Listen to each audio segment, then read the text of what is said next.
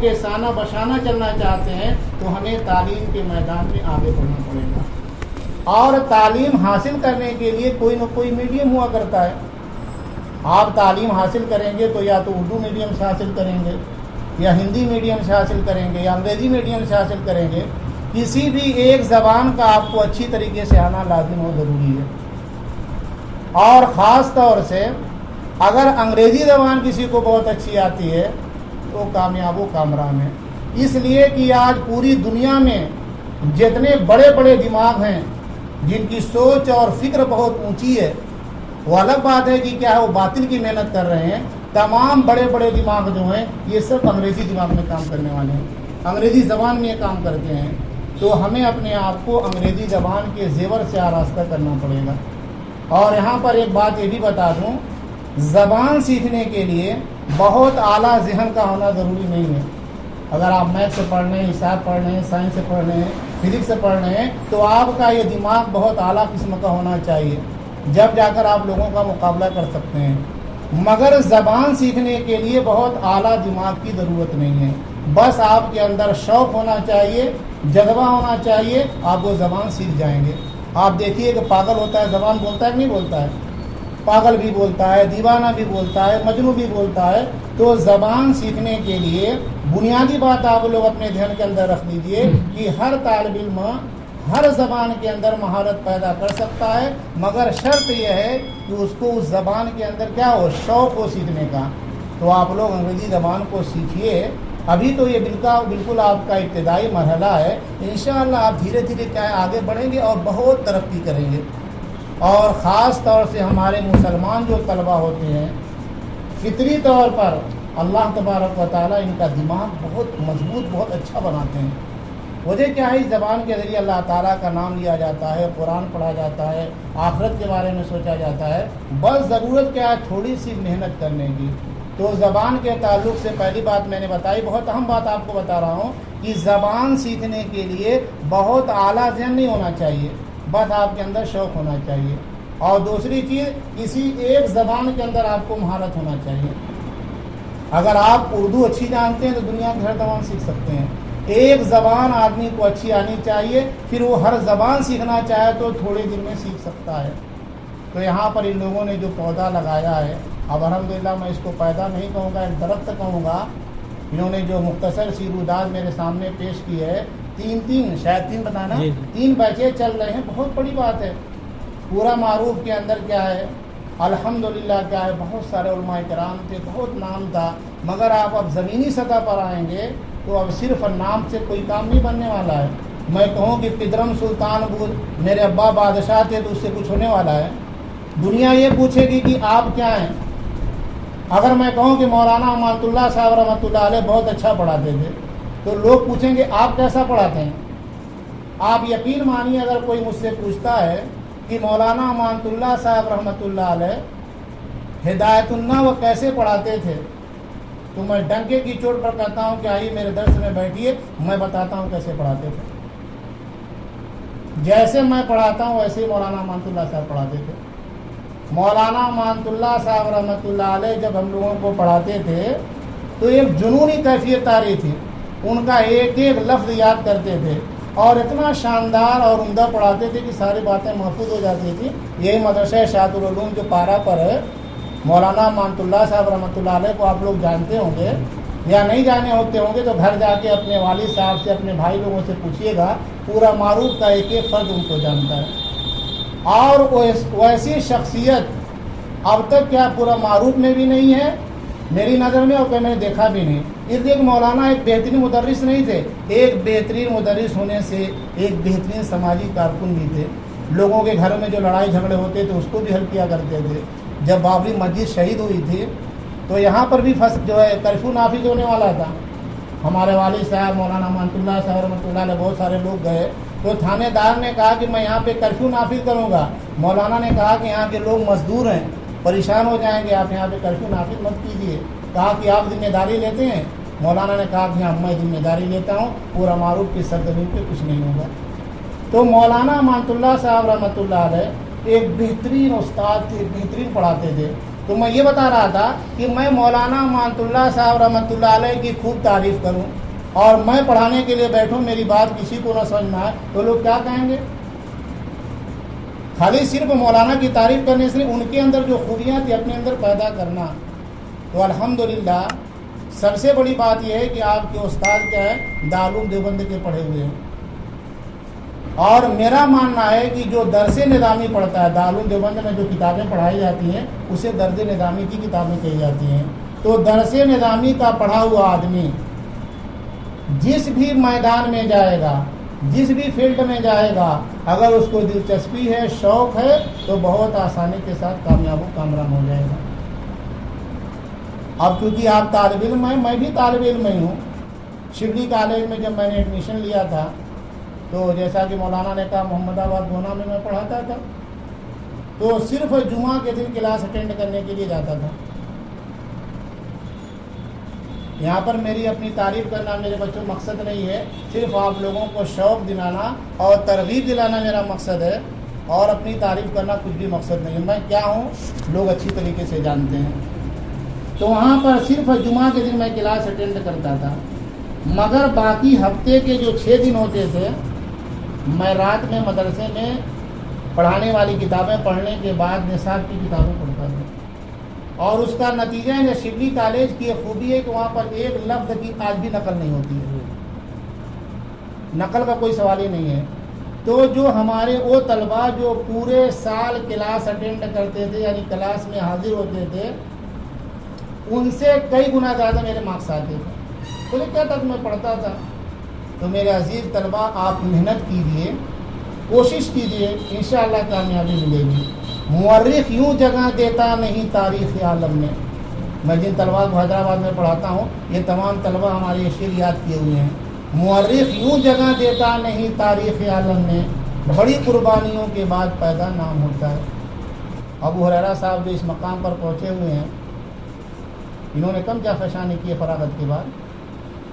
پورا معروف کی سرزمین پر اپنے خرچ سے خوشبو جیسا رسالہ کئی سال تک نکالتے رہے. ان کے شوق ذوق کی دلیل ہے نا. تو آپ کے اندر شوق، پھر اس کے بعد کیا اس ادارے کو قائم کرنے میں بہت سارے نام مجھے نظر آ رہے ہیں. ان تمام لوگوں کے ساتھ ان کا بھی بہت بڑا کردار ہے. تو میرے عزیز طلباء، میں بتانا یہ چاہ رہا ہوں کہ ان لوگوں نے جو اتنا شاندار اور اتنا بہترین ادارہ قائم کر دیا، آپ اس سے فائدہ اٹھائیے، ورنہ پھر آپ کو وقت نہیں ملنے والا ہے.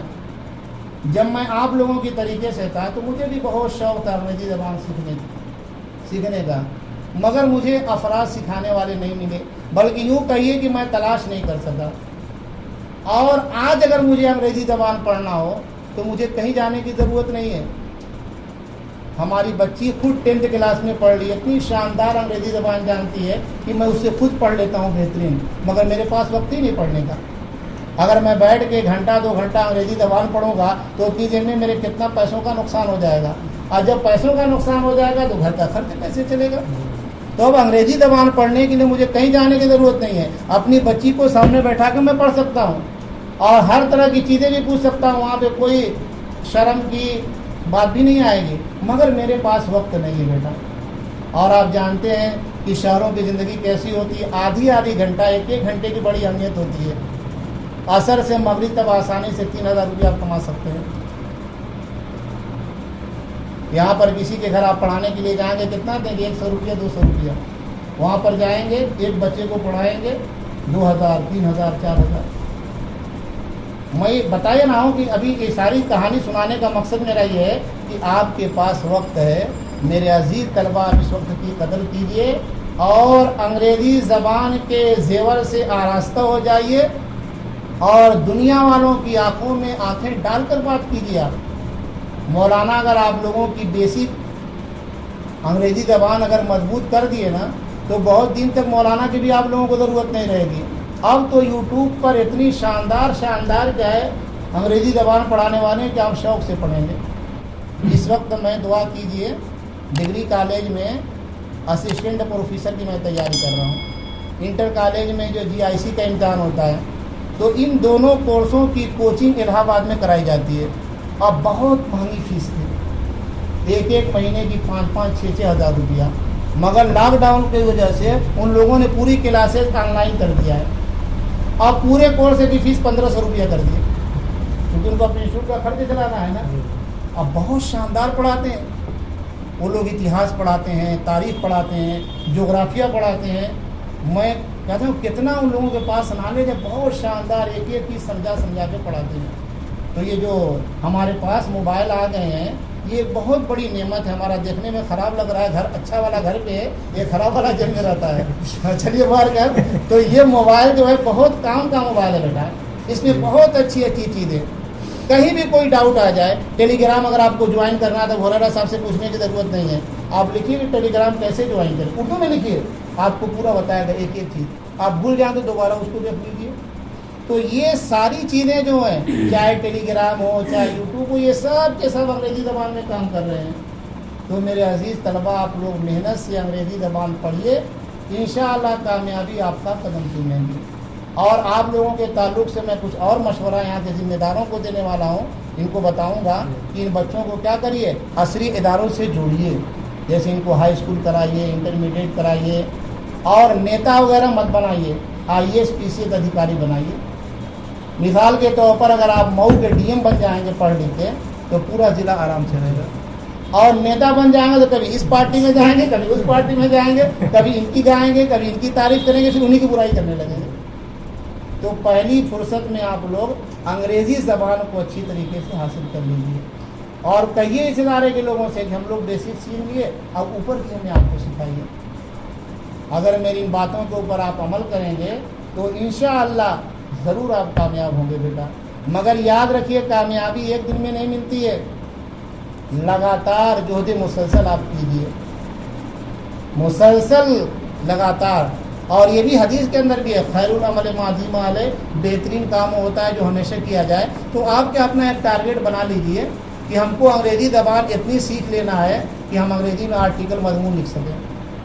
ابھی تو آپ مان لیجیے اگر ABCD ہی پڑھ رہے ہیں، مگر ابھی سے فیصلہ کیجئے. غیر قوموں کے بچوں کو پہلے ہی بتا دیا جاتا ہے، نرسری میں جاتے ہیں اسے بچوں کے ذہن میں ڈال دیا جاتا ہے آپ کو ڈاکٹر بننا، آپ کو انجینئر بننا، آپ کو پائلٹ بننا ہے. اور ہمارے بچے کیا ہے، انٹرمیڈیٹ کرتے تھے، کچھ بھی پتہ نہیں. ابھی کل ہی میں بہادر گنج گیا تھا، ایک بچہ انٹرمیڈیٹ میں پڑھ رہا، پوچھے کہ آپ کو کیا کرنا ہے مستقبل میں، کہا کہ ابھی فیصلہ نہیں، بعد میں فیصلہ کریں گے. انٹرمیڈیٹ تک پڑھنے کے بعد بھی. تو آپ اپنے دماغ کے اندر یہ بات ڈال دیجئے کہ ہم کو کیا انگریزی زبان اتنا سیکھ لینا ہے کہ انگریزی زبان میں ہم مضمون لکھ سکیں، نیوز پیپر اخبار پڑھ سکیں، اتنا تو کم سے کم آپ کو انگریزی زبان میں تقریر کر سکیں. جیسے میں اردو میں اپنے خیالات کا اظہار کر رہا ہوں، آپ انگریزی زبان میں اپنے خیالات کو اظہار کر سکیں. آپ کا ٹارگیٹ ہونا چاہیے اور اس کے لیے لگاتار محنت کیجیے. مسلسل کاوشوں سے ہی سنور جاتی ہیں تقدیریں. لگاتار جو آدمی محنت کرتا ہے وہی کامیاب ہوتا ہے. مسلسل کاوشوں سے ہی سنور جاتی ہیں تقدیریں، جو تھک کر بیٹھ جاتے ہیں وہ منزل پا نہیں سکتے. اور ایک شعر اور سن لیجیے، علامہ اقبال کا ایک مصرع سناتا ہوں میں آپ لوگوں کو. قدرت بھی مدد کرتی ہے جب کوشش انسان ہوتی ہے. انسان جب کوشش کرتا ہے تب اللہ تعالیٰ کی مدد ہوتی ہے. پہلا مصرع ہے، تدبیر کے دستے ذرے سے تقدیر درخشاں ہوتی ہے، قدرت بھی مدد کرتی ہے جب کوشش انسان ہوتی ہے. آدمی تدبیر کرے. آپ صلی اللہ علیہ وسلم کو جب جنگ بدر میں لڑائی کرنے آپ تدبیر نہیں کیے تھے، باضابطہ آپ کیا جگہ کا انتخاب کیا تھے، فوجوں کو اکٹھا کیے تھے، ورنہ آپ مسجد نبی میں بیٹھ کے دعا کر سکتے تھے. مگر نہیں، ہمیں کیا کرنا ہے، عمل کرنا ہے. تدبیر کے دستے ذرے سے تقدیر درخشاں ہوتی ہے، قدرت بھی مدد کرتی ہے جب کوشش انسان ہوتی ہے. آپ کوشش کیجئے، اللہ تعالیٰ یقیناً آپ کو کامیاب و کامران کریں گے. میرے عزیز طلبہ، باتیں بہت ہیں، میں آپ سے بہت گفتگو کرنا چاہ رہا ہوں، مگر کیا بار بار میں اپنا موبائل دیکھ رہا ہوں کہ ٹائم زیادہ تو نہیں ہو رہا ہے. تو باہر کا ہے بہت زیادہ وہ پیشہ ور لوگ کیا کرتے ہیں، لمبی لمبی تقریریں کرتے ہیں.